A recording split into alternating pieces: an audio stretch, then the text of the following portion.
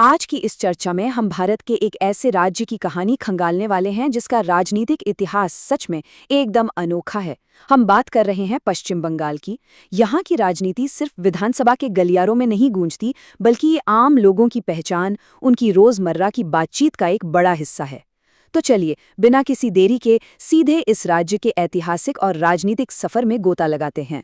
जरा एक ऐसे समाज की कल्पना कीजिए जहां राजनीतिक विचारधाराएं इतनी हावी हों कि वो दशकों तक सरकारें ही बदल दें, जहां चौराहे पर होने वाली चाय की चर्चा भी गहरी राजनीतिक समझ से भरी हो। है ना दिलचस्प? बंगाल की कहानी सिर्फ कुछ पार्टियों के सत्ता में आने या जाने की कहानी नहीं है। असल में ये कहानी है वहां के आम ग्रामीणों की और उनकी बदलती हुई सामाजिक पहचान की। भाग 1, स्वतंत्रता और प्रारंभिक असंतोष। कहानी शुरू होती है 1947 से। आज़ादी तो मिली, लेकिन बंगाल के लिए ये विभाजन का एक बहुत ही दर्दनाक दौर था। बड़े पैमाने पर लोगों का विस्थापन हुआ, दंगे हुए और राज्य एक भारी राजनीतिक अस्थिरता से घिर गया। तो आइए इस शुरुआती दौर को थोड़ा करीब से देखते हैं।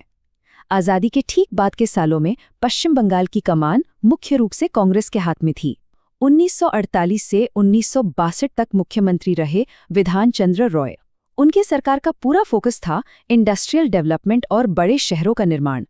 दुर्गापुर और कल्याणी जैसे शहरों को इसी दौर में एक बड़े इंडस्ट्रियल हब के रूप में बसाया गया।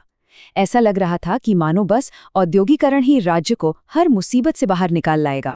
लेकिन रुकिए, यहाँ एक बहुत बड़ा लेकिन है। जब पूरा फोकस बड़े शहरों और फैक्ट्रियों पर था तो हमारे गांव पीछे छूट गए।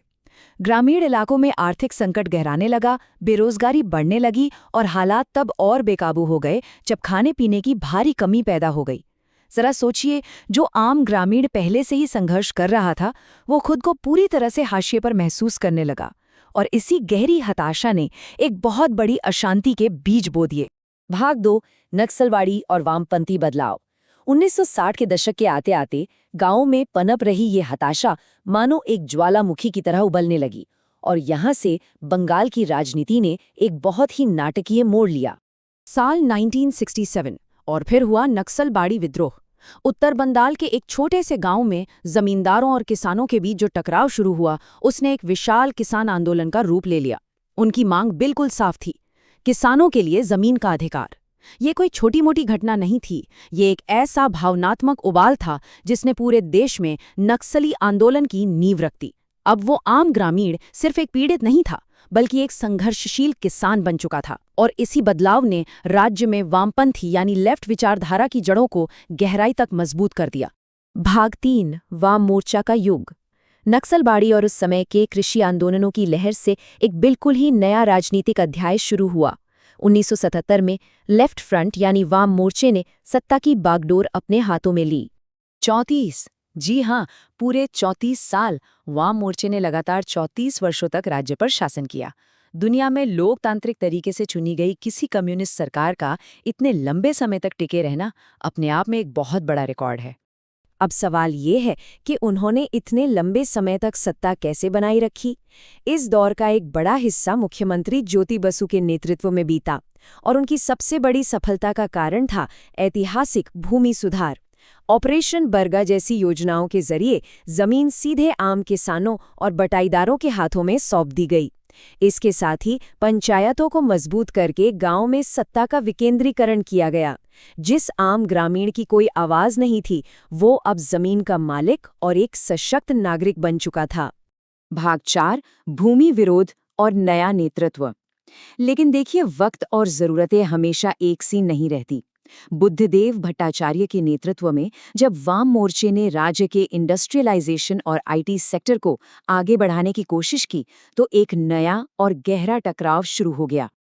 और यहाँ इतिहास की एक बहुत बड़ी विडंबना देखने को मिलती है। जिस लेफ्ट फ्रंट ने किसानों को जमीन देकर इतना विशाल जन समर्थन हासिल किया था, उसी पार्टी को सिंगूर और नंदीग्राम में उद्योगों के लिए जमीन अधिग्रहण करने के कारण भारी विरोध का सामना करना पड़ा। रातों रात जो जमीन उनकी ताकत थी, वही उनकी सबसे बड़ी कमजोरी बन गई। किसान अपनी जमीन छीनने के डर से उसी सरकार के खिलाफ खड़े हो गए जिसे उन्होंने खुद चुना था। तो ये एक बहुत ही अहम सवाल पैदा करता है, 34 साल से सत्ता में काबिज और गांव-गांव तक फैली एक मजबूत सरकार आखिर कैसे ढह गई? इसका सीधा सा जवाब सिंगूर और नंदीग्राम से उठे उस नए जमीनी आंदोलन में है, जिसने जनता के गुस्से को एक बिल्कुल नई राजनीतिक दिशा दे दी। भाग 5। आज का बदलता राजनीतिक माहौल। इस नए जमीनी आंदोलन के नतीजे के तौर पर 2011 में एक और ऐतिहासिक बदलाव आया। ममता बनर्जी के नेतृत्व में तृणमूल कांग्रेस यानी टीएमसी ने 34 साल के वामपंथी शासन को उखाड़ फेंका। 2011 के बाद से टीएमसी ने अपना ध्यान सीधे उन ग्रामीण और बुनियादी ज़रूरतों पर लगाया है जो शायद शुरुआती दौर की सरकारों से कहीं छूट गई थीं। जन कल्याणकारी योजनाएं, ग्रामीण विकास, नया इंफ्रास्ट्रक्चर और स्थानीय संस्कृति को बढ़ावा देना, इन सब का मकसद उसी आम नागरिक और बदलते हुए वोटर की उम्मीदों पर खरा उतरना है। लेकिन पश्चिम बंगाल की राजनीतिक कहानी अभी खत्म नहीं हुई है। आज का माहौल बेहद कड़ा और प्रतिस्पर्धी है। राज्य में अब भारतीय जनता पार्टी जैसी मजबूत विपक्षी पार्टी मौजूद है, जो हर चुनाव को बेहद दिलचस्प बना रही है। ये साफ दिखाता है कि लोगों की ज़रूरतें और आकांक्षाएं अभी भी लगातार बदल रही हैं और इसी के साथ वहाँ की राजनीति भी। तो आइए इस पूरी टाइमलाइन को एक साथ जोड़कर देखते हैं। ये पूरी कहानी असल में समाज की बदलती पहचान की कहानी है। 1947 में कांग्रेस का दौर, जो इंडस्ट्रियल हब्स पर टिका था। फिर 1967 में नक्सलबाड़ी, जहां जमीन की मांग ने एक नया उबाल लाया। 1977 का लेफ्ट फ्रंट एरा, जिसने किसानों को जमीन बांटी। और फिर 2011 से टीएमसी का दौर, जो वेलफेयर और ग्रामीण विकास पर फोकस कर रहा है। जब जब जमीनी स्तर पर आम लोगों की अनदेखी हुई है, तब तब जनता ने सत्ता की पूरी दिशा ही पलट कर रख दी है। तो ये सब हमें एक बहुत ही दिलचस्प मोड़ पर लाकर खड़ा करता है। एक ऐसा राज्य जहां लगातार सामाजिक और सांस्कृतिक पहचान बदलती आई है। वहां इस बदलती पहचान के साथ पश्चिम बंगाल की राजनीति का अगला बड़ा बदलाव क्या होगा? ये भारतीय राजनीति का एक ऐसा पन्ना है जिस पर हम सबकी नजरें टिकी रहेंगी। इस चर्चा में हमारे साथ जुड़ने के लिए बहुत बहुत शुक्रिया।